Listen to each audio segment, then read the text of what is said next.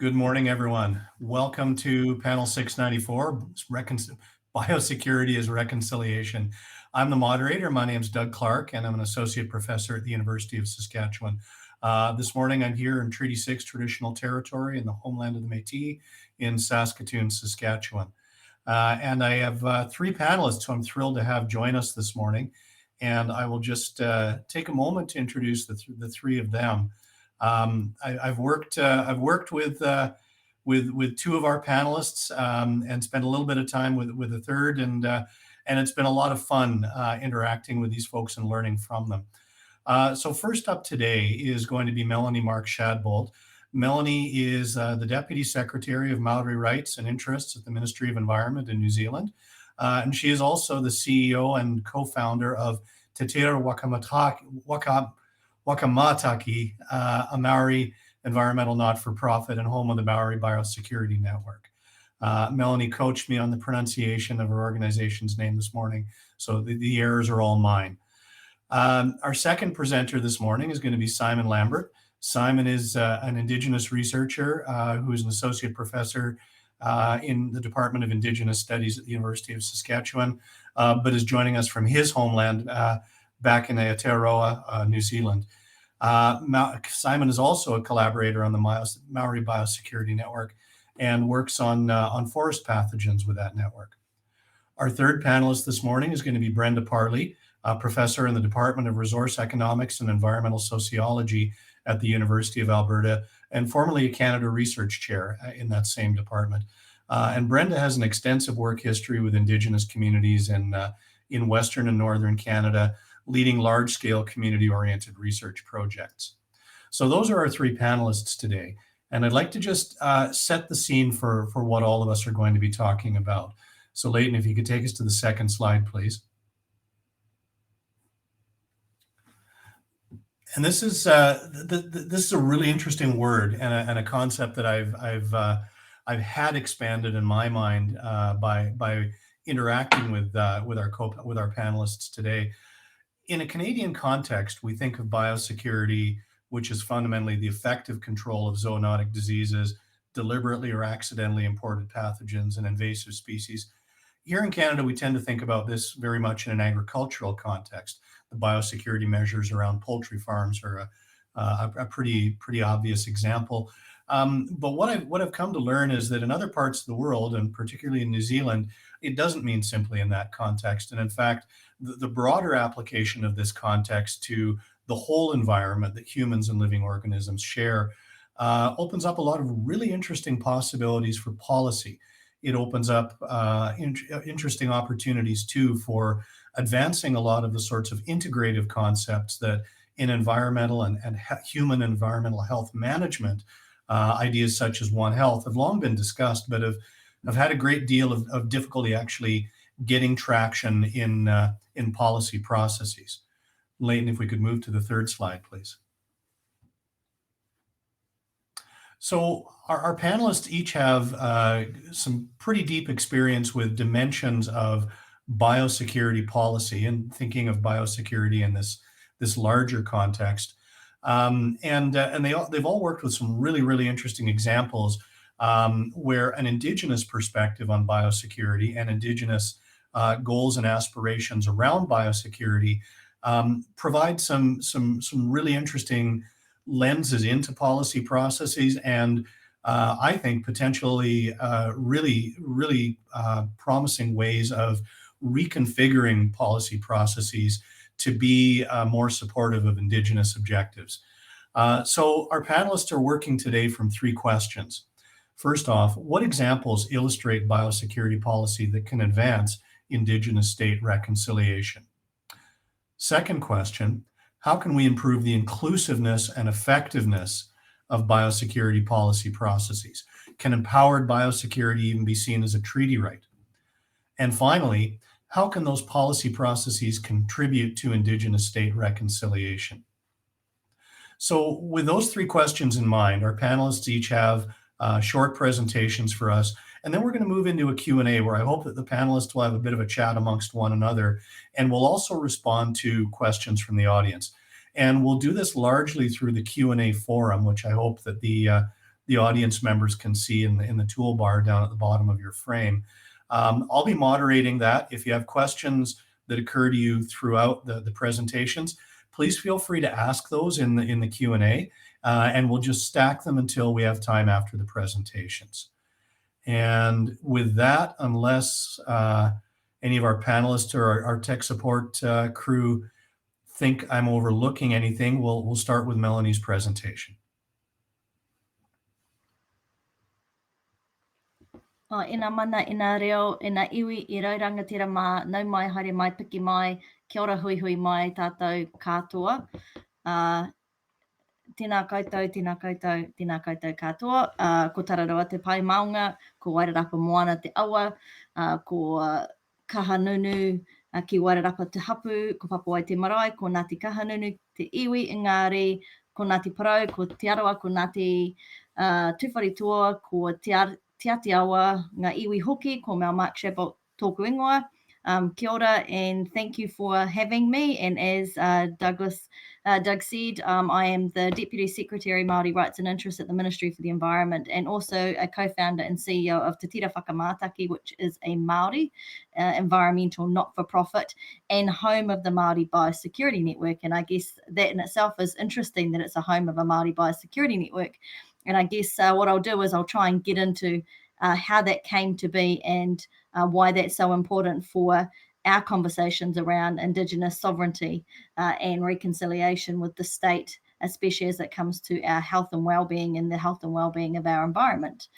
I have a slightly different interpretation of, and it's not too different, but a slightly different interpretation of what biosecurity means for me here in Aotearoa, New Zealand. As I've said here, biosecurity is the management of risks, pests and diseases entering, merging, establishing or spreading in Aotearoa, New Zealand, deliberately or accidentally, as just said, and causing harm to animals, plants, humans, the economy, the environment, the community, and importantly, our culture or our ways of being. Why is biosecurity so important to us here in Aotearoa, New Zealand? It's important to us because we as Indigenous people have been really clear that biosecurity is about underpinning our protection of the environment. It is about the health of our natural environment, which is of central importance to Māori. Responsibilities for environmental protection exist and are taken seriously by us, and that has existed pre-European settlement, and not only out of reverence, as many Indigenous people do, protect the environment, but also as a matter of life and death. Managing and maintaining the environment in an optimal state assures an ongoing supply of food and other resources. But it's also about, for us, upholding the mana, or the integrity and the authority of our people. The desire to maintain protective authority over our natural systems is clearly conveyed in the words of Te Tiriti in our treaty, or the Treaty of Waitangi. Protection from harm is promised to Māori in Article 2 of the treaty, or Te Tiriti as we call it, which some also call the original occupancy agreement of Aotearoa, New Zealand. The tools for protecting us and the things we treasure are the policies, laws, regulations that the Crown governs, and they are promised via Article 1 of Te Tiriti. So very much embedded in the agreement that founded this country. This need to protect our environment and our people from harm has not been forgotten since colonisation or settlement. When we survey our people, they still note now the importance of protecting our environment, our treasures, our people, our culture, our language, and they clearly note the inextricable links between the well-being of the environment and the well-being of people, things that I'm sure many of you have heard. And this understanding drives their desire to protect our way of being, our environment. And this was noted really recently in a government report called He Puapua, a wee bit controversial if you know anything about New Zealand politics. But the government report highlighted the emergency Indigenous peoples find themselves in amongst themselves as a result of continued environmental crises we are facing. So for Māori, this is coupled with our economic revival. So not only are we facing environmental crises that impact us in our way of living and the way of being, but they also impact our way of trying to recover from colonisation. Our economy which sits at around 50 billion, is currently made up of land and water-based activities. About 50% of the fishing quota of Aotearoa New Zealand is Māori owned. About 40% of forestry is Māori owned. 30% of all lamb, sheep, and beef is Māori owned, and increasingly we own increased investments in horticulture, in film, which is based on our environment, and in fashion, which is also based on our natural fibres. Our economy as Māori is growing 5 times faster than the national economy. All of that is at risk from one plant or pest incursion. And the current government policies and practice are not set up to include us in the preparation for those incursions, for either in the preparation for it, pre-border, as you can see in this picture, or post-border when we're trying to practice surveillance or readiness and response for it. In fact, the New Zealand biosecurity system, which is mapped there, it does not share power with Māori at any stage of it until the very, very end when we get into long-term management. Our biosecurity system, unlike many other systems in New Zealand, is completely shut off to Māori, except for at the end when the government gives up all hope. That is contrary to what our treaty promises us, which is power sharing as equals, as partners. So effectively, the biosecurity system should be responding to Māori needs across the whole pipeline. That means that as treaty partners, we should be inputting into pre-border risks, determining where risks come from, what we should be monitoring for. As you mentioned earlier, agriculture is our prime focus for biosecurity, but actually the biggest impact to us as people is in the conservation space. So considering risks in the conservation space pre-incursion are really important for us. In the surveillance space, at the beginning of the post-border section there, Māori are the eyes and ears on the ground, on their land and on the waters, and yet they're excluded from practicing surveillance in our system. And equally in the response and readiness, where we have communities ready to mobilise and respond, we are excluded from the system in favour of industry who have an investment in the system. Long-term management, where we deal with things like possums or wallabies or deer, or the plant pathogens like myrtle rust or Cody dieback, is where the government has given up hope and communities respond with their own investment. That is the only influential space that Māori have in the current biosecurity system. So when we talk about things we can do to advance Indigenous state reconciliation, overhauling this act is a very first step in reconciling the biosecurity system with our treaty partnership obligations. And thankfully, the Act is being overhauled right now. Is the process of including Māori rights perfect? No, it's not. Are they trying to address that? Yes, they are. Other ways that we are trying to address participation of Māori in the system is to think about Indigenous solutions or support for self-determination through the selection of appropriate solutions for biosecurity incursions. Right now, Māori solutions or Indigenous solutions are actively excluded through a lack of funding or a lack of support. That has led to the establishment of our organisation, the Māori Biosecurity Network, and it's also been something that we've actively promoted and communicated to government and research investment organisations to try and address proactively, because we know that in many of our knowledge systems or in our practices of our medicine, we will find solutions to some of these plant pathogens. And I think Simon will probably address this a wee bit further. The other one is about increasing Māori participation in the biosecurity sector. So prior to that long-term management, we are actively trying to have Māori involved in surveillance and readiness and response. And these are pictures of Māori participating in seed training, seed conservation training, as a way of preempting what will be needed in a myrtle rust incursion. And then, of course, myrtle rust hit, so all these people were deployed.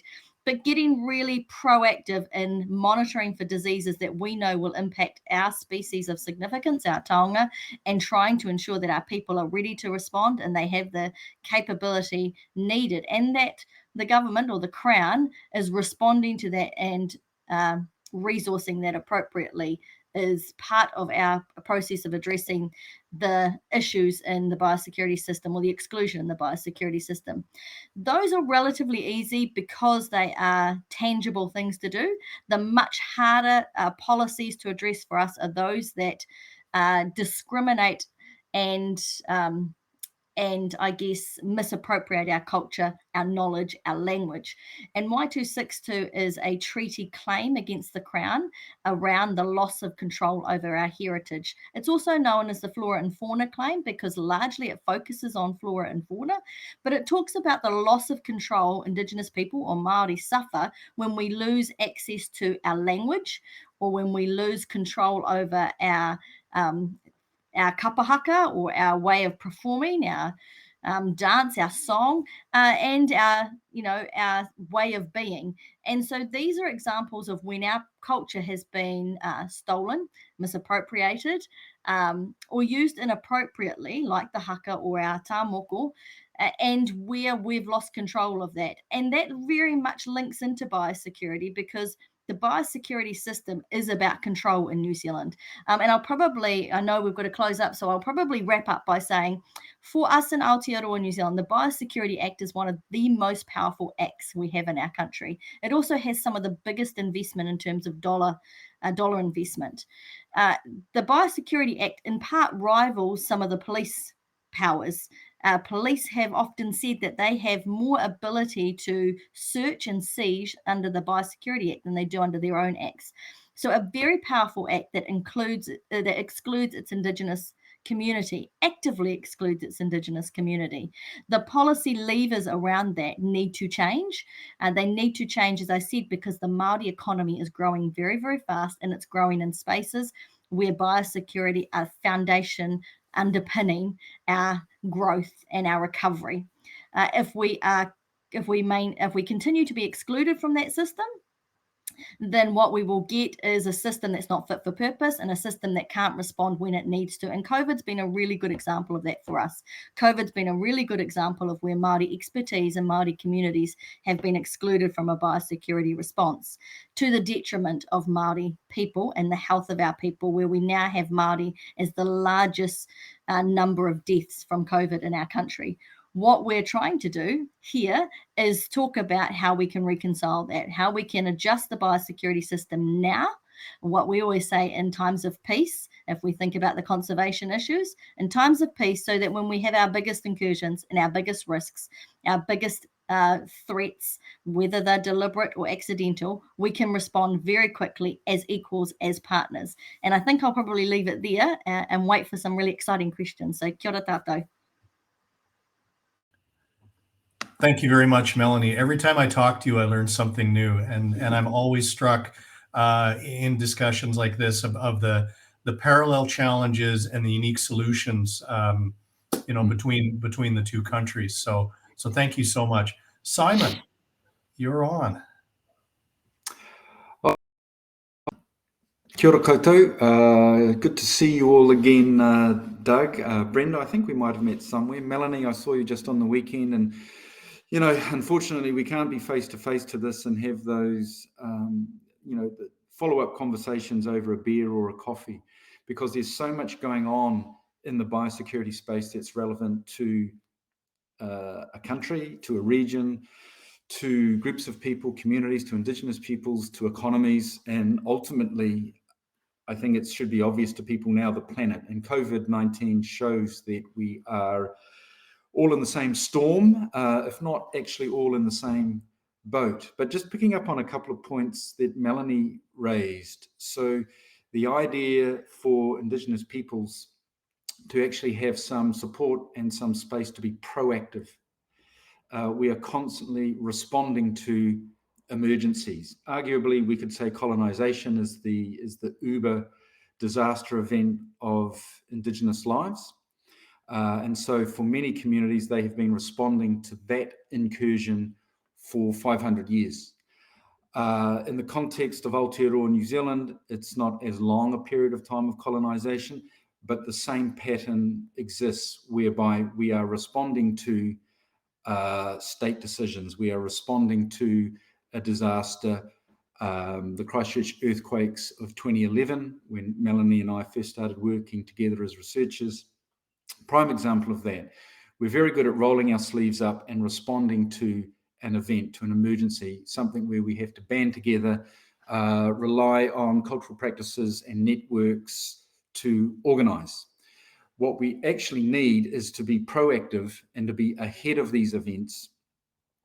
And this is the classic disaster risk reduction position, is that we can mitigate and even avoid many, many disasters if only we were better prepared, better resourced, and empowered to be in a position to identify the risks and respond to them in a culturally appropriate way.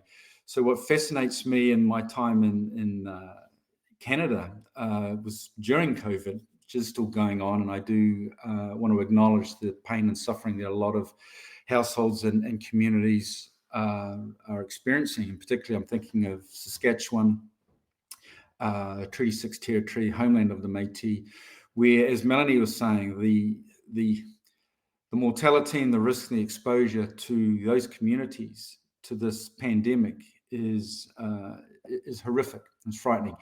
The thing is, it was predictable. Indeed, was predicted. Talk to any experts.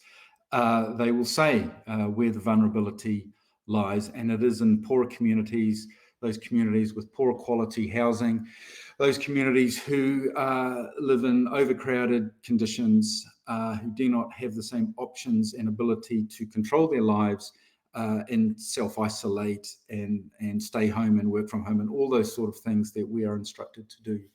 But taking it wider than that, looking at ecosystems and how Indigenous peoples have different relationships with plants, animals, insects, water, rocks, moss, everything.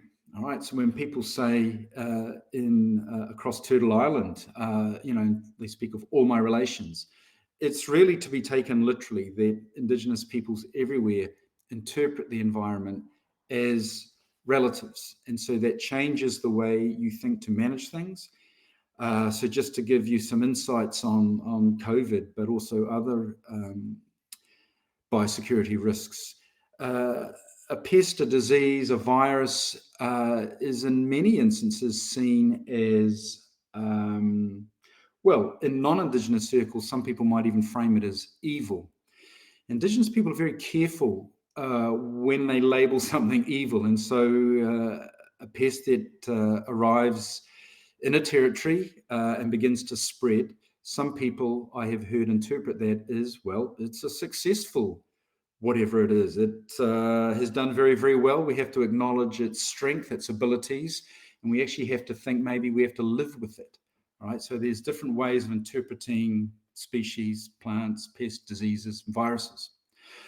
So again, that's framing it, in a cultural framework in a very, very different way. And so trying to manage pests and disease incursions from your classic biosecurity legislation, where tools such as genetically engineered organisms may be used, where toxins may be sprayed. There's all sorts of management approaches that many communities, not just Indigenous communities, would actually want to discuss and question the state's right, their assumption of a social license to operate.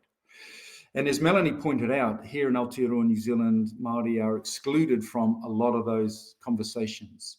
And I suspect around the world, again, not just Indigenous communities, but many lay people, many very ordinary people are subject to state biosecurity policies. And the classic approach for a lot of pathogens, if they're threatening crops, is to spray. And a lot of people, for all sorts of reasons, not just health, but also ethical reasons, may not wish that to take place in their territories. So for us as Indigenous peoples, it is about getting ahead of the curve, to be proactive in managing risks, identifying the risks. We will have a different risk profile. We will have different ways that we want to manage these things. And it's really just a simple request to be a part of those discussions with treaty partners, whether it's the Crown in Aotearoa, New Zealand, and likewise federal level in Canada. Provincial level, that's when it starts to get a little bit murkier. Local level councils, but also the private sector, many of whom have quite a lot of power in resource extraction sectors around the world. The negative impacts from mining across Canada, regularly in the news, and how these toxins and how these practices and how this ongoing capitalist drive for profit is negatively impacting on Indigenous communities. And non-Indigenous communities are now looking to our communities for approaches, philosophies, tools, techniques to better manage in a more sustainable and ethical manner. One of the great examples from our neighbours Australia, but also in Canada, is in the area of cultural burning and better fire management. Huge risks with climate change. And Indigenous communities have managed fuel loads, have managed forests in a sustainable manner for hundreds and in many cases thousands of years. So non-Indigenous people are starting to look to our communities for this sort of knowledge, this sort of thinking and this sort of approach. And I see a similar pattern will be starting very, very soon in the biosecurity space. Again, recognizing that ecosystems supply more than just resources. They supply a sense of culture, of being, and therefore well-being. And until we have ecosystems that are healthy and functioning and safe, we're not going to have communities that are healthy and functioning and safe. And I'll leave it there and look forward to any questions that people might want to pose later on. That's great. Thank you very much, Simon. I miss our hallway and coffee conversations. Brenda, you're our third presenter today, and how are we on sharing Brenda's slides, Leighton? Thank you, Leighton. And if there's an opportunity to share the video, if we can cue that up first, Leighton, that would be great. Thankful for the opportunity to join you today and to Doug and our other presenters on this panel. I'm joining you today from Treaty 7 territory in southern Alberta. And very, very grateful to be sharing some results of some long-term research that we've had on the issue of chronic wasting disease, which is among the wildlife diseases that's most indigenous here in Alberta. And I'm talking about the some of the work that we've done over the last 10 years with Treaty 8 First Nations of Alberta, as well as Samson Cree Nation. Unfortunately, when we were organizing this panel, my colleagues from Samson were impacted by COVID rather drastically. So I wasn't able to create the opportunity for Casey Yellowbird to join us today, nor Kevin Akamachi. But I, with humility, want to share some of the work that we've been doing together and are recently published. If you could start the video, Leighton, that would be great, and then I'll carry on with the slides after that.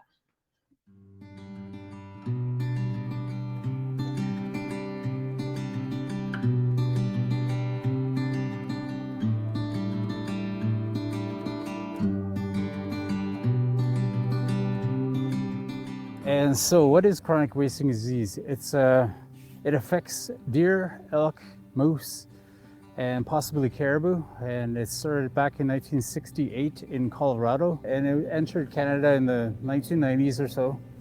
And now it's in Treaty 8 territory. Learning about CWD is important to me because it helps me realize the importance of our traditional lifestyle in hunting and harvesting. When I first heard about CWD, it was very concerning, and knowing the detrimental impacts it would have on our traditional lifestyle. It's important. It's important for every child, every person who eats moose to know about this. CWD currently is in deer in Alberta, but for moose populations it is unknown. Deer, elk, moose sometimes have the same licking spot. Wherever the moose or elk or deer defecates or urinates, there's CWD that's there, and it's there for a long time. And they say when the rain comes, it settles down like 6 meters down, and it's there for a long time. So anything grows around that area and moose eats it, it gets affected. This is a brain disease that you end up with a number of neurologic symptoms. The animals lose weight, they salivate, they drool, It's called chronic wasting disease for a reason. These animals start to waste away. These diseases can take years in deer to develop, and most of that time the animals will appear perfectly healthy. One of the real frustrations for hunters when CWD moves into an area is that you can harvest what appears to be a perfectly healthy animal to find out later it was CWD positive. And we're only going to get that information really from hunters and the tissue samples we get from hunters. You've got a disease agent in deer that replicates that you can find in lymph tissue, and you can find ultimately in brain. So those are the two target areas, lymph tissue and brain. So we'll stop it there, Leighton. Thank you, and go back to the slides. You can watch the rest of the film. The film was developed with Treaty 8 First Nations of Alberta and Samson Cree Nation. The video goes on to provide information to hunters. It was developed with the interest of providing hunters with detailed information about the issue of CWD, but also how to harvest and ensure that the animals might be tested by government testing facilities. Next slide. So I'm going to be touching on some of these key questions that were posed for our panel discussion.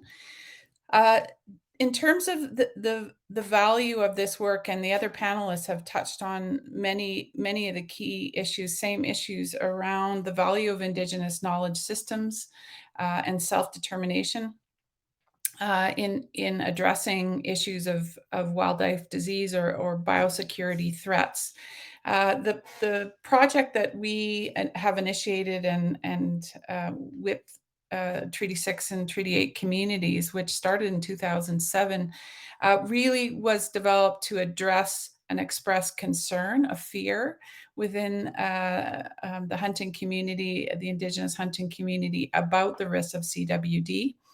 And the project went on from 2007 to expand to multiple communities and really to help facilitate knowledge sharing between various hunters, elders, and other resource people in the community.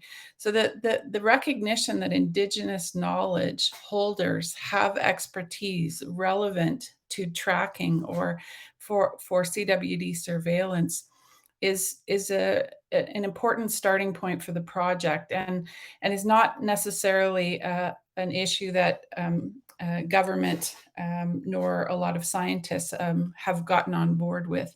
So that's a critical starting point. Recognition of Indigenous rights, self-determination, not only in respect of tracking the disease, but also just in terms of basic harvesting rights. We still have in Canada many challenges, as many Indigenous peoples face globally, with the criminalization of subsistence practices, including hunting, and even where Indigenous rights to harvest are legally recognized, there's still a lot of systemic racism, as well as a lot of pushback by the public at large, who consider Indigenous rights to hunting as problematic. Some of the other key aspects of the work or starting points for the community-based monitoring was recognition of wild species as food.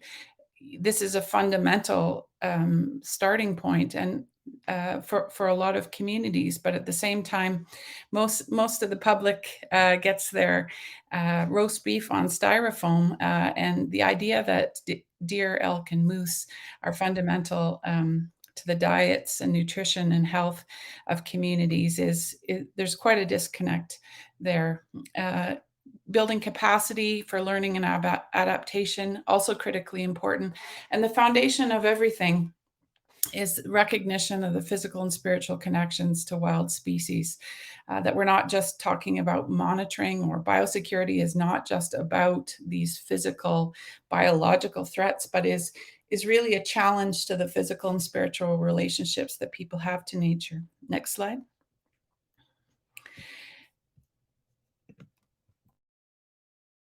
just to highlight some of the issues that we're dealing with. One of the issues, this map, which is hard to read perhaps, but is essentially showing how the distribution of deer within Alberta has actually changed over the last 10, 20 years. This is climate driven, but there's also a number of other drivers, including resource development further south. The issue here, it's not just a question of a single species being affected. Deer populations moving further north into the habitat or range of barren ground caribou is critically concerning to northern Indigenous peoples, and very grateful to have worked for the last 20 years with Lutseelek'idene First Nation and a number of other Indigenous peoples around Yellowknife, Northwest Territories, where people are seeing deer in their territories, which is quite unique. There's no oral histories that have suggested deer were present in the Barren Lands or in that Arctic, subarctic area for a very long time. So the challenge here is it's not just a single species issue or something that's obviously confined to this political border, but is trans-border. Next slide. And I guess just to finish up, give you a glimpse of some of the outcomes of the research that we developed together collaboratively with Kevin Akamachi and Treaty 8 First Nations of Alberta between 2007 and 2017. We worked together to survey harvesters to better understand risk perception of the threat of chronic wasting disease, to understand more about the knowledge and information that people had available about the disease. Their willingness to participate in management and monitoring was also critical. So we were able to interview harvesters across Treaty 8 First Nations of Alberta and into Treaty 6 territory, and these different gradations of color on the map reflect essentially the density of areas where people were harvesting. Next slide. What became clear, and I'll talk a little bit more about this in a minute, what became clear from the research project and the outcomes was that few Indigenous harvesters were able to access information from government and scientists, that there's this tremendous disconnect between Indigenous peoples, who are some of the most impacted by these, because of the strong connection between Indigenous hunters and families and the land, but also because of dependence on deer, moose, and elk in this case for food and nutrition. That there's a strong correlation between changes in diet away from country and traditional food to market-based foods that's strongly correlated with increased disease risks such as type 2 diabetes and other chronic illnesses. So this issue became very concerning, that there's this disconnect between Indigenous peoples who most need information about CWD and the experts who hold that information or who have access to testing. So that was a key concern. On the flip side, what we also determined from the work was the tremendous reliance and value of Indigenous knowledge to hunters to make decisions about where, when to hunt. Over 98% of harvesters provided information about the kinds of indicators or metrics they used to assess whether an animal was sick or not. And we were able to ground truth that at various points to our colleague Casey Yellowbird, for example, harvested a deer that he knew by looking at it that it was infected with CWD or worried that it was. And as a result of later testing, we were able to confirm that it was. So there's a lot of clear opportunities for Indigenous knowledge to help with surveillance. Next slide.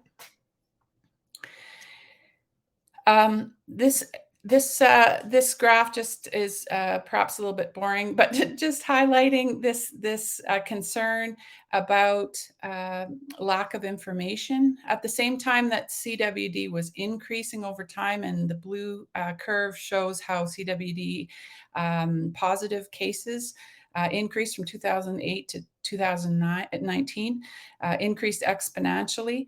The bar graph, or the other curve in the red bars, it's the information about CW declined over that same period. So it seems counterintuitive that as CWD increases, information available to hunters decrease. So this was tremendously concerning. Next slide. So the other key point to highlight here is just the and it's not shown in the graph, but the extent to which there was a parallel or a strong correlation between perceived risk and what we defined as real risk, i.e. Number of positive cases. So it's not shown in this particular graph, but at the same time CWD was increasing, hunter perceptions of risk were also increasing. Next slide. So just a couple of key challenges moving forward. When we talk about biosecurity, it's really a question of access to information. Who's got the knowledge? Whose knowledge matters? Whose knowledge is informing policy? Indigenous knowledge has not been at the forefront of wildlife management in Canada and many other parts of the world, including in New Zealand, Aotearoa, and we just see this same pattern again and again here with this case study on chronic wasting disease. There needs to be changes to access to testing to ensure that those most vulnerable, in this case Indigenous communities, who depend on deer, moose, and elk as a source of food and for cultural practice, have access to that information. They should be at the front of the line, but for various reasons have not been considered at the forefront of these kinds of discussions. A whole lot of issues around risk and risk communication. Scientists who are able to produce data and spreadsheets about risk and positive cases and percentages of animals impacted, etc., are incredibly valuable, but equally important is this intersection between perception of risk and statistical risk. Next slide. And then just to close off, the issues of treaty rights, and circling back to the importance of respecting Indigenous peoples, Indigenous rights, Indigenous knowledge. And as we talk more and more in Canada about reconciliation, there's going to be some hard questions asked about the current structures of management, wildlife management, and other systems of natural resource management, and the ways in which Indigenous knowledge might play a more critical role in these discussions about biosecurity and other kinds of threats from climate change, resource development, etc. So I'd like to thank, next slide, my colleagues from Treaty 8 First Nations of Alberta, Samson Cree Nation, as well as some of my graduate students who are the real powerhouse behind this kind of research, and I'm just living vicariously through them. So thank you, Doug. Thanks very much, Brenda. And thanks to all of you. What a great array of presentations this morning. And I've been frantically scribbling, trying to jot down what the common elements and things that I see are. I have a question to just start us out with a conversation, but I also want to invite each of the three of you to don't be shy to ask questions of one another.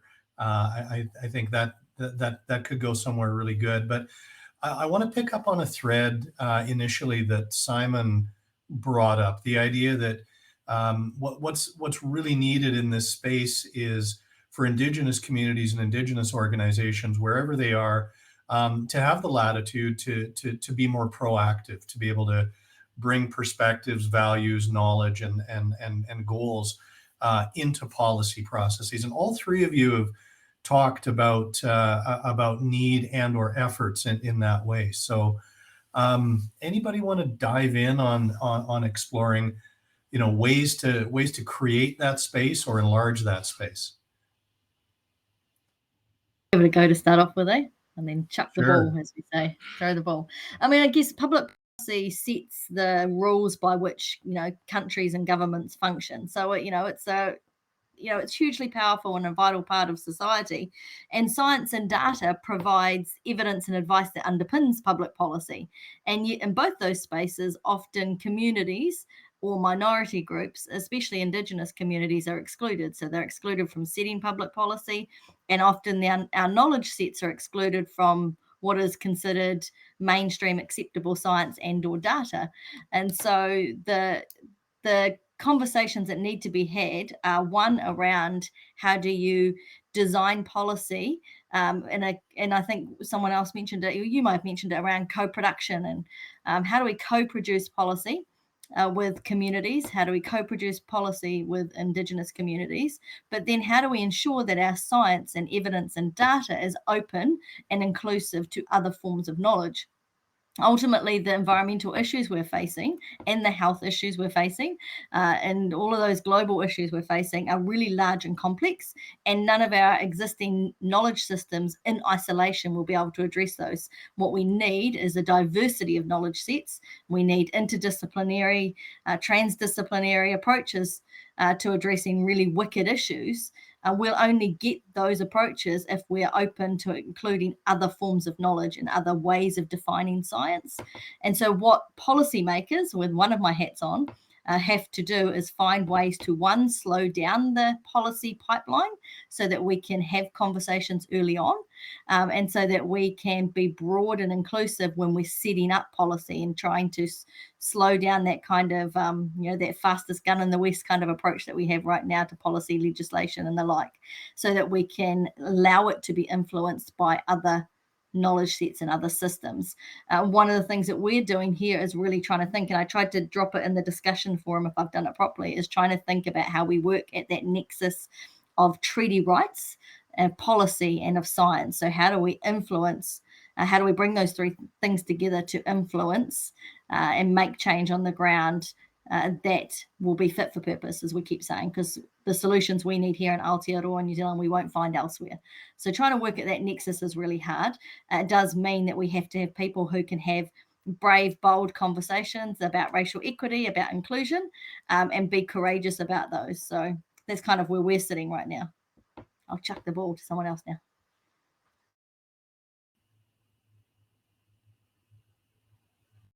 Brenda, Simon, either of you want to pick up the ball and carry on? Okay, I'll catch the ball. Picking up on the concept of the sense of urgency that is sometimes warranted, but oftentimes not. So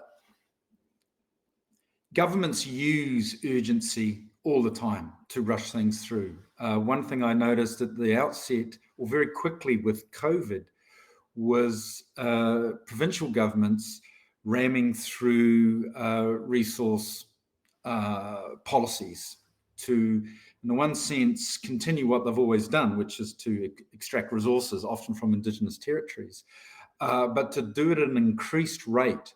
This sort of, and people were distracted. Everyone's busy. Processes around policy and governance had changed. There was a loss of transparency. And so I think one of the things I've been arguing for is, alongside the Indigenous movement for land back, is to actually have an Indigenous movement of time back. And that actually we just do not have the time to engage in all of these urgent discussions. Oftentimes, if you look at a community and who turns up to meetings and who is consulted and who engages with the Crown or corporate contexts, it's the same people. If someone's volunteered to be involved in biosecurity exercise, I can guarantee they've also volunteered to be there at the church fundraiser. They'll be turning up for school board meetings. It's the same people, are just exhausted from being engaged time and time again. And over-consulted in the sense that no one minds being consulted if they're going to be listened to, but it is too often a tick box exercise. And people are angered by that now. And so there are treaty rights, there are court cases that have empowered Indigenous peoples and communities, and really is saying to the Crown and to the government, to treaty partners, you must engage, and you must take heed of, you must consult, and you must in some ways integrate these community voices into deliberations. But I'll just give an example of how rushed everything is. I was at a conference on emergency management, Indigenous emergency management at Tsutsina near Calgary about 3-4 years ago now. And there was some government officials, I think from, would it be Public Health, Health Canada, and they were talking about rewriting the emergency management legislation, and that was going to take place in 12 months' time, and could First Nations please go off and consult with their people in the next 6 months. And you could just see people shaking their heads. And an old man there, one of the chiefs, stood up and he said, we can't do that in that amount of time. And there was just no give from these rather junior government officials, which is insulting in its own right. So just this constant rush to get things done, and people need to have time to think, just have time to think and discuss and, you know, wonder about alternatives and so on. And we're just not being given that space. It's not just Indigenous peoples, of course, they're being rushed into decision making. It's everybody. The whole system seems to be just grinding us down faster and faster. And, you know, the call for time back, I think, is something that would be very, very relevant to getting a safer and better world for everybody. Simon, I love the concept. Brenda, you presented data and an example that seems kind of to be showing another situation where governmental responses to CWD incidents increasing, and I know not just in Alberta, shows a very distinct lack of urgency. Yet, you know, the concerns on the ground are getting more and more acute. What do you think that's telling us? That's a great reflection. I wholeheartedly agree with Simon's point about the pressure and the urgency, for example, around resource development that Indigenous communities are under, that we have to hurry up and get this next project approved. Otherwise, the economy will collapse and it'll be all your fault. So there is this narrative of urgency, absolutely. But only about some things and not others. So the extent to which the health of deer, moose, and elk in the context of chronic wasting disease, you know, people don't worry so much about that, you know, the public at large, even though it's a high priority and an urgent concern for many Indigenous communities. So the things that we're most worried about, or that the you know, policymakers and people that you know, develop different kinds of management plans, et cetera.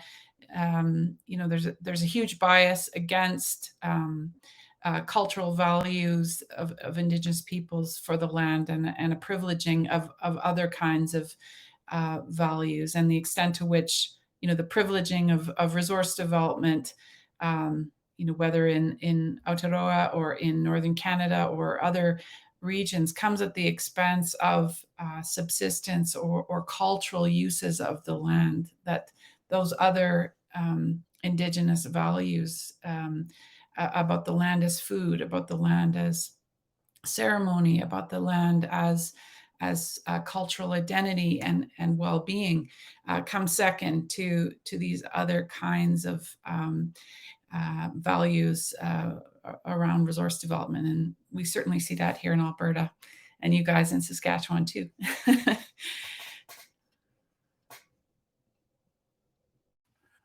So I have another question for the three of you, but I also just want to give a quick shout out to our audience members. If you have questions you'd like to ask, please jot them down in the live Q&A, and we'll attend to those. But I just wanted to kind of pick up on that, Brenda, and put it back to the three of you. there's got to be something underlying this pattern. And I think we could all probably put labels to it fairly quickly. But for pragmatic response to these kinds of challenges, are there specific techniques, ways that you see as really promising to, not displace that overarching narrative that Brenda outlined, but chip away at it and create these spaces and times? Have you had successes that you think are worth sharing with others? And keeping in mind the caution that those don't automatically transplant well to other places, but are there approaches that could be learned from and experimented with judiciously? If I could just jump in quickly and then defer to my colleagues. I think it was Simon who mentioned the extent to which some kinds of processes and monitoring might be one of those that are used as perhaps distraction tactics, right? If we'll just keep monitoring and doing some of this work with government or doing it collaboratively, and it'll all work out in the end. But what I think is a key opportunity is essentially just the affirmation of the self-determination of Indigenous peoples to do their own work and generate their own knowledge around different issues and bring in where needed, other experts, scientists from different disciplines to support that effort. But the central focal point is around Indigenous communities building their own knowledge to meet their own needs, and not perhaps getting pulled into other kinds of tactics that are not going to directly benefit them. As a settler scholar, that's my outside reflection, but has also been the kind of the impetus behind the community-based monitoring movement here in Canada and Alberta. Thank you, Brenda. So we had a question in the discussion forum come up that was really, really similar. Question to panelists from Kevin is how existing policies should be made available and accessible to respective communities.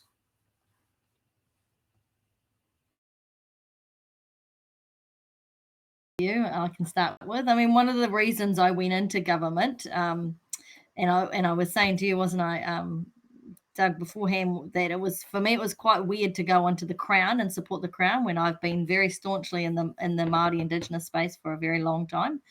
But one of the reasons I did was one of my elders, one of my mentors, said to me, I've got to go in and learn the language. But the other thing she said to me was that the government and the Crown, or the policy space, has so much information that Indigenous communities need and they need access to make decisions. And so I guess when you're talking about existing policies or existing work that government agencies have or policymakers have, that needs to be made available and accessible to communities so that they can help make informed decisions. As Simon's, and Brenda have both said, Indigenous communities are time-strapped. They've got so much on. They're not only working in the environmental space, but in health and education and, every area you can imagine. And what they need is really good advice, really good templates, access to things that can help shortcut processes for them. And so there are some examples where agencies have set up processes to share data, to share information, to share early works on policy or the early thinking. I'm thinking in New Zealand of Stats New Zealand, who are doing some really good work with iwi leaders or tribal leaders around data sovereignty and how access and share census information early, or information gathered by our regional authorities or our territorial authorities. And there's some really good examples of where we're trying to do that in a co-production way early on in the piece. There are not a lot of them, but there are some. One of the things that our tribal leaders are trying to do is make that kind of business as usual, this sharing of information. And we really need to get there. And for us in Aotearoa, New Zealand, where we're going through huge environmental reforms, in our policy space. We need to get there really fast, because the alternative is that our tribes shut down very quickly and then they block everything because they don't have that access to either existing data or direction on where governments are trying to go. So yeah, there are some good examples. I can probably chuck a few in the chat, but not a lot. Melanie raised an interesting issue, the idea of data sovereignty. So data is the new oil. I mean, this has been said for quite some time now. And the amount of data, I mean, we've produced a couple of 100 megabytes in the last hour. There's just this huge amount of data being generated. And thinking of the digital divide, and we noticed this going remote delivery for our lectures a couple of years ago, that not all students have the hardware or software or connectivity to engage.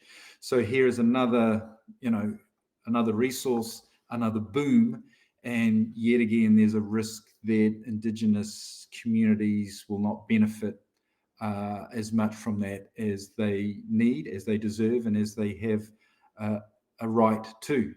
There was an interesting point put out a couple of years ago, Melanie. You discussed with me the idea of data coming out of environmental monitoring belonging to the land, to the territory, and that then it's the relationship that people would have to have with local communities, with traditional owners of a territory, would then have some sort of role in protecting and navigating that data landscape. And I think there's some really powerful ideas coming out of Indigenous communities about data, about ownership, about access, about all the sort of things that we have historically just associated them with physical landscape.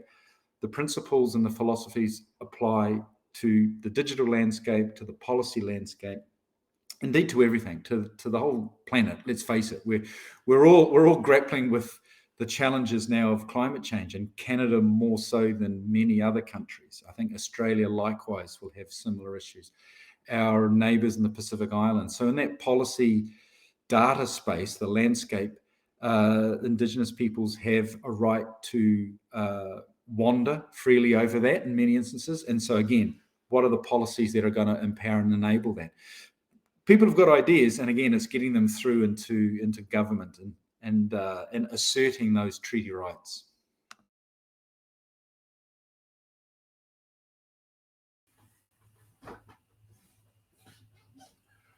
I'm going to pass the ball back to Brenda. Given the examples that Simon and Melanie have just talked about, and I guess maybe examples isn't quite the right word, but the approaches they've just talked about, do you see opportunities in the different kinds of Canadian policy spaces that exist for more of this? I mean, you work in both places where there are historic treaties that that underpin the current resource management regime, and in places where co-management boards hold an awful lot of functional authority. What are your thoughts on lessons that could potentially be, again, not imported, but examined and seen whether there's something that Canadian policy processes can benefit from? I guess I appreciate Melanie and Simon's examples and reflections on some of these same issues. And I guess just having worked in the far north, the Yukon and Northwest Territories, where there are settled land claims and secure rights and very well developed co-management institutions for wildlife management, whether that be for polar bear, caribou, or other marine species. There are still key challenges around what I think are scale issues. And when we look at biosecurity and say the threats of zoonotic diseases as represented by the COVID pandemic, or chronic wasting disease, these are transboundary issues. These are larger scale threats that regional institutions and Indigenous organizations that have rights to manage in their own territories, there's some really important questions about how those institutions interact with other levels of government, and at an international scale, whether that be through organizations like IUCN or through other organizations that I would imagine are going to emerge here around zoonotic disease, through the World Health Organization, through other organizations that are embracing this One Health framework. So I think, some of the policy questions that are being asked, or that are going to become more urgent and complicated, is just how we address these issues of scale, and just also the ways in which Indigenous rights, even though they're recognized in a particular region, we still have many areas of Canada where treaty rights are not respected, and so there's compare our friends in northern Alberta, in Treaty 8 territory, whose treaty rights around land and resource access, and including access to wildlife for harvesting, aren't respected to the same extent they are in areas like the Inuvialuit settlement region that has a secure land claim arrangement. There's all kinds of equity issues and capacity issues, and sort of the one size fits all approach here to reconciliation, or to moving forward to address some of these policy issues. Really have to look at the unique experiences and connections and contexts in which these issues are present or becoming threats. So I guess that would be, I really didn't answer the question, but those are things I wanted to say. That's okay. I'm glad you took the opportunity to say them. I want to ask you one more thing, because what you just said, and then thinking back to that map that you showed us of species distribution, and the implications for chronic wasting disease spread into larger caribou herds. We're looking at exactly the same thing over in Saskatchewan. Up the road from my cabin, I see the hills where caribou and whitetail overlap. And I know that there are some internal discussions, but you're right. The cross-scale nature of that particular problem, and it's not the only one.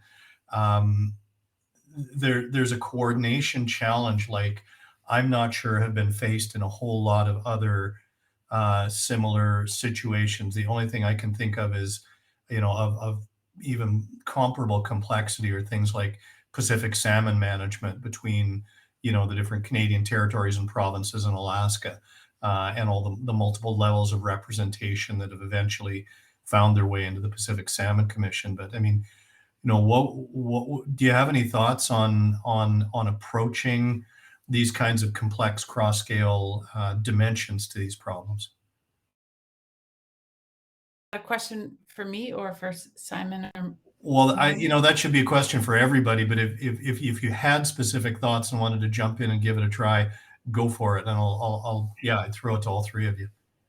Okay, I'll circle back to something that Melanie really articulated more eloquently than I can, which is just the importance of transdisciplinary approaches, looking at these issues in a more holistic way. That we still see a lot of silos in government and academia, even around the chronic wasting disease issue, for example. There's the division of government here that says, okay, this is wildlife surveillance, but we can't talk about risk to human health. That's somebody else's job. That's a different department. So you monitor if this is about surveillance of wildlife, and we can't talk about human health risks. So breaking down these bureaucratic silos and also disciplinary silos, I think is part of how we start some of that coordination. The embrace of multiple knowledge systems. It's not just about science and this perception that scientific experts, whatever that means, have the keys to and all the solutions here. I think we really have to give our head a shake. Those of us who are sort of still caught up in what is that kind of anachronistic assumption about knowledge and science. And then this, you know, in terms of coordination, I think beyond that, you know, community to community knowledge sharing, you know, not worrying about kind of the vertical coordination necessarily, but, you know, community to community knowledge sharing across borders. You know, we know Prince Albert Grand Council in Saskatchewan and Treaty 8 First Nations of Alberta and across both those Saskatchewan Alberta borders are doing a far more interesting job of looking at some of these risks of CWD than perhaps the province to province or federal to provincial you know, hierarchies are addressing. So I'll just leave it there. Thank you. And Simon and Melanie, I realized I hit Brenda with 2 questions in a row there. So I'd invite the two of you to, you know, weigh in on this one as well. Sure. Well, just picking up on the issue of disciplines and the training of researchers at university, at undergraduate and graduate level.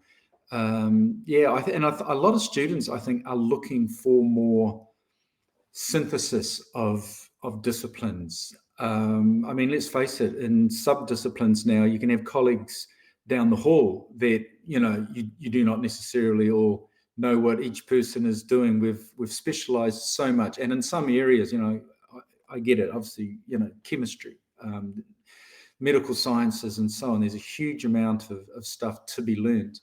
But if we was just to put climate change on the table, I mean, what degree is not impacted by climate change in some way? And I think students need to be exposed to a wider range of topics. I think there's a lot of creativity that we have learned in the last 2 years about ways to teach more widely and more effectively. But also I acknowledge that everyone in the university sector is working very, very hard, and there is a bit of a squeeze on resources in some parts of the University of Saskatchewan, as contrived as that may sometimes be. But I think society is now looking for a wider array of talent to be coming out of universities. That, again, not just within Indigenous studies, but equipping our graduates with more skills and more tools to be able to have discussions which are synthesizing a vast array of complex ideas, and just to give them that nimble intellectual ability. And then just to finish on that, something that Professor Linda Smith here and others have said, that institutions never remember and communities never forget. And so we have to be very careful when we engage with Indigenous communities to do it in a good way, in a respectful way, in an ethical way, because if that doesn't happen, that community will remember, and they won't remember the department or the program. They'll just go, the University of sent somebody who did this, and that memory will last a lot longer than what that institution will ever remember and recall and even care about. So it is about raising the bar and the expectations and aspirations in the ethical and engagement space. It is happening. Again, it needs to happen quickly, because time is of the essence, even though I was complaining of the urgency and so on. Climate change, we are in that generation where things has to change. Thank you. Melanie. Yeah, gosh, I don't know what to add to that. They both said many of the things I would have said, and I'll probably go backwards from what Simon was saying and end up where you started, Brenda. You know, one of the biggest observations is that our communities are our institutional memory. So, you know, we know from a university perspective, we know from a Crown perspective or on a government agency perspective, for those of you who are listening who are working in government, that often the communities have a much bigger memory bank of our work program. And I remember one of my very first jobs was working for a tribe that had recently settled its grievances with the Crown. So I was working for a tribe where I'm based in the Takiwa of Ngaitahu. And we sat at the table with a big energy organisation and said, can we do XYZ? Can you give us money to do this restoration project? And they said to the tribe, we can't do that. It's impossible. And one of our elders said, oh, but we did it with you like 5 years ago. What do you mean we can't do it? And then we did it with your predecessor 4 years before that. And so we forget that in our organizations, the churn of people was so fast and so rapid that they lose their institutional memory, and their memory lies in our communities. And it's why that trusted relationship is so important, as you said, Simon, because quite often if I put my crown hat on, I have no idea what's happened with the tribe 5 years before the ministry, and I probably won't know in 5 years' time because I'm not likely to be there. So our communities are our institutional memory. They are our customer relationship management databases. And so it's vital to maintain trust and to maintain good relationships with those communities. If I go backwards again to what the other two panelists were saying, Indigenous communities encourage the breaking down of silos. When you engage with a community or an Indigenous community, they're not going to engage with you as a soil scientist. They're not going to engage with Melanie as a sociologist, with Simon as a geographer. They're going to engage with a topic which is environmental restoration or animal health or water quality and all of the things that they think impact on that. I mean, I've sat in meetings that were meant to be about freshwater quality, and I've had a lecture from an elder about what the Navy were doing in the ocean with bombing and how she thought that was impacting water quality. So in their minds, everything is joined, everything is interlinked, and we have to have the ability to cross disciplines and to cross topics. And so that's really going to be even more important for the next generation of researchers or the next generation of policymakers, is to think about how all of these different subjects, topics, disciplines interlink, and how we as people connect to other people, and how we embrace their research and their ways of thinking into our policy making or into our research. And I think that that's more and more obvious to me in the biosecurity space now, when we think about things like gene editing and we think about what our natural scientists or our hardcore scientists are trying to do, that really relies on social acceptability and really relies on behavior change. And if they aren't able, as a hardcore scientist, a gene scientist, to think about the behavior change aspects, about the social acceptability aspects, those human parts of the work, then they'll never be able to do the things that they think they need to do. We'll never be able to be predator free in Aotearoa, New Zealand, if we do not think about the social consequences or the cultural consequences of gene editing, because we'll never be allowed to use those technologies. So more and more with these complex issues, we have to be able to break down silos, as you said, Brenda, and work across disciplines and be transdisciplinary. So yeah, that's my thoughts. Brenda, go.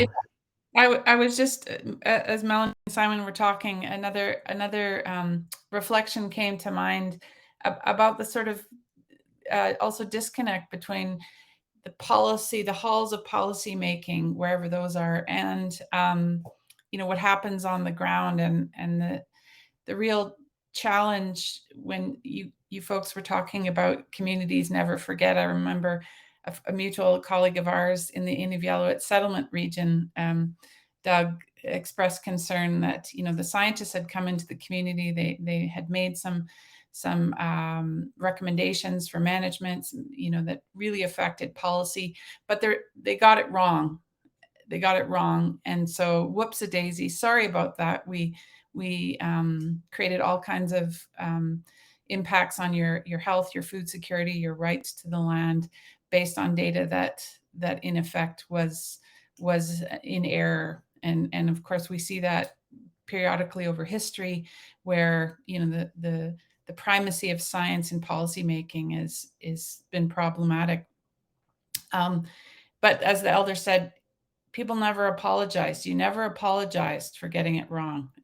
Perhaps for scientists or policymakers, oops, we made a mistake. Now we're going to tweak this little policy and hope we get it right this time. But the people that suffer from those errors, no one ever apologized, was the elder's comment. And that's always stuck with me, when we publish papers or when we, get together and reflect on these issues, that, for those of us protected in universities, it's perhaps seems like it's just sort of another day at work.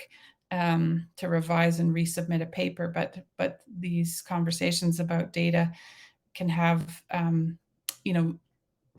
highly problematic impacts for many communities. And so I guess just the idea of keeping it real with respect to policy making and sort of realizing that those connections to people's day lives are critically important. And with respect to monitoring, I often articulate, monitoring is something that Indigenous peoples have been doing for generations and generations. It's not a new technical process that's been invented, by Department A or Scholar B. It's an embedded social process that people track changes in the landscape, track the threats to wildlife health, and they don't do it to create spreadsheets and publish papers, but to inform decisions about well-being and about food and about safety, whether they can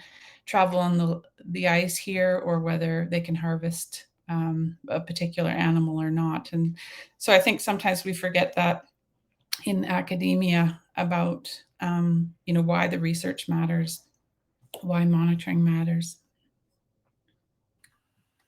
I can't see who's in the audience, but something tells me that if Fikret were here right now, Brenda, he'd have something to say about feedback loops and the challenges when those feedback loops to people get decoupled from outcomes on the ground. So we're just under 10 minutes left, and I wanted to encourage audience members. We still certainly have time to take more questions. I see a follow-up question from Kevin. I want to encourage others, and also panelists, you three, if you have any final words of wisdom, please be thinking about those. So Kevin's asking, follow-up question on the access to policies. Looking at the links Melanie's kindly provided, do you see value in community-led initiatives that translate these existing policies to what they actually mean to respective communities? So to you three. Yes, the answer is yes, I do. That's the short answer.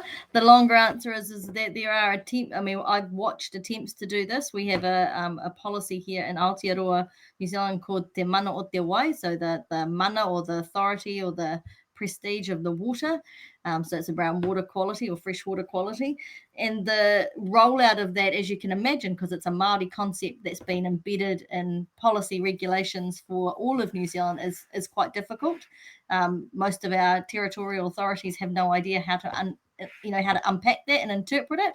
And so very much the rollout of that and the interpretation of that, the translation of that, is being led by tribes or our hapu, our sub-tribes. So working at place with their local regional authorities to interpret and unpack what te mana o te wai means for them at place. So there are attempts to start trying to do this now, especially where we're incorporating Māori concepts into policy. Again, where I think it has the most benefit is in places where we can align multiple sets of policy. So I'm a wee bit like you, Brenda. I have a real dislike for silos, and I have a real dislike for inefficiencies. And I think, my personal view is that we spend a lot of money on the environment in New Zealand. If we look at what governments spend, what researchers spend, what not-for-profits and communities spend, there's a lot of money, and it's often wasted in my mind in overlapping products and overlapping programs or inefficiencies in the system. And so for me, where we can get best bang for buck, I think, is having communities lead the translation of policy, because they can often make those links between things like te mana o te wai and te mana o te taio, which is about the mana of the environment, and the new one which is coming out, which is te oranga o te taio, so the well-being of the environment, and trying to link all those programs together and show where the efficiencies can be made when you understand what that means at place and how they all benefit communities and how they link together. And I guess I'll probably just close by saying one of the other things I've observed, and where I think, your question is bang on, is the impact on farming communities for us here in Aotearoa, New Zealand, with the amount of environmental regulation hitting them all at once. The things they need to do to respond to the biodiversity crisis, the climate crisis, water quality. Those need to be translated at place by those communities so that they can understand how to unpack that and roll it out in a way that actually makes sense for them, and that they can actually afford to do it in ways that are actually going to make an impact on the ground for the environment. So definitely community-led initiatives around what policy means at place have to be the way forward if we want to get traction on the ground to, protect and restore our environment.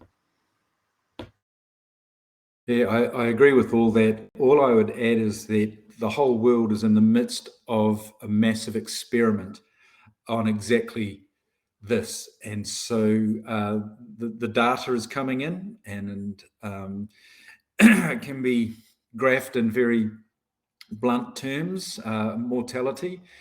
Gosh, I hope it's all over soon, but there'll be another pandemic.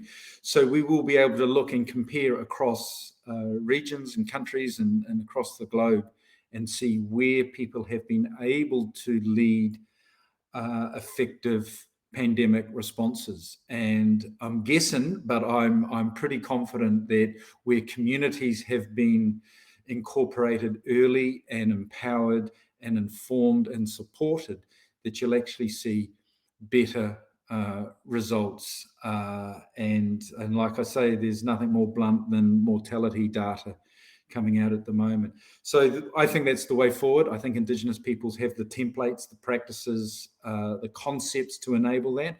And I think there is a lot that non-Indigenous communities can learn from us. But it's going to be a relationship, and it's going to be an empowered relationship, and it's going to involve treaty rights and across Canada, Aotearoa, and there's other places as well.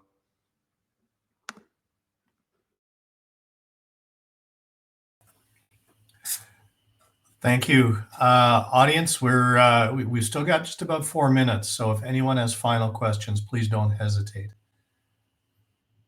I would turn it back, if there are no other questions, Doug, turn it back to you. You're a guy who's got lots of experience on these issues, and we haven't really left any time in the chat for you to reflect on your insights. I kind of did that deliberately, but yeah, I can give that a shot, Brenda, and also keep an eye on the Q&A as well. So I've been thinking most recently about some of these questions about learning, and this notion that we've got a really good,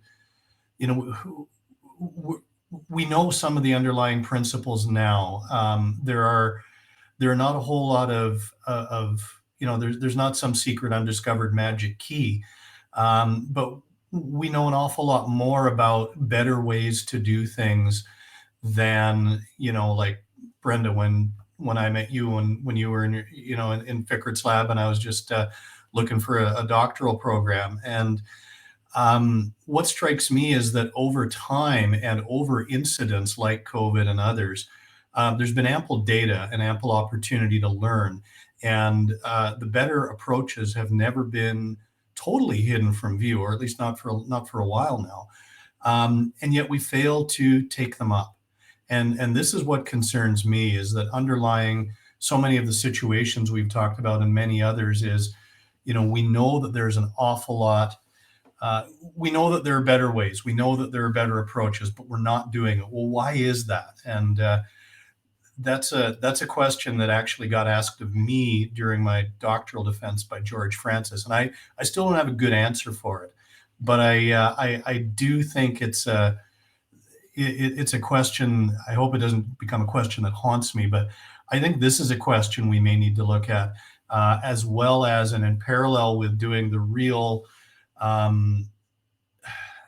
pragmatic, challenging work of rewiring how our institutions are approaching things. And Simon, I really appreciated you bringing universities into the mix, because we have a lot of responsibility for perpetuating the silos that we've been talking about for a very long time, needing to dismantle. Well, our track record of actually dismantling isn't great. So, we gotta stay grounded, and we've got to be thinking deep at the same time. So I'll end it there, because there's one more follow-up question from Kevin. Do we see? Oh, sorry, no, that's a previous follow-up. Not to worry. 54 seconds left. Any of the three of you, any final thoughts?